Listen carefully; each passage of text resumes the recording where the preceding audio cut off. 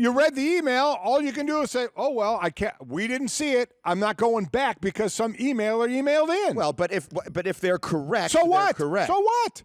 That should not an email or a phone call from a listener or a viewer or an email shouldn't start your investigation into something. So no. How should that work? If a rules official had seen that on TV? Not caught, if the player doesn't admit to it or it's not, aren't there people the officials walking with these groups? Yes, but you would never have noticed that. That's okay. my point. Unless then you're that's standing. The way it goes. Right. Then that's what, if the officials don't catch it there, if the player doesn't catch it, then you move on. You move on. Isn't this supposed to be this game of trust? It is. And all that? That's the point. Okay, yeah, I get trust, it. But verify.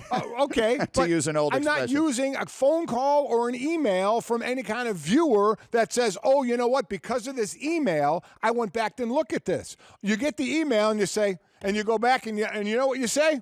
Well, we missed that one. There's another part of this that also is interesting. Stugatz I happen to notice that my text popped up.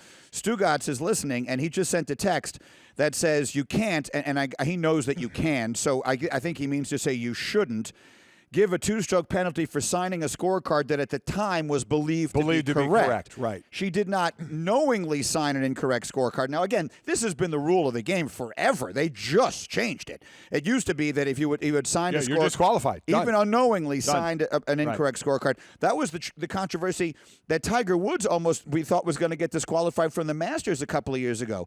Remember that when he went back and put the ball at the Masters in the wrong place when he hit the ball in the water, and then he went back and people thought it was in the wrong spot, and people went crazy, and people were saying he should disqualify himself, right, and all of that. This has been the rule in golf for a very long time. So all I'm saying is I would like to see it changed because that just feels wrong. Like some things just don't pass the smell test. This didn't pass the smell test. Don't follow up an email or a phone call.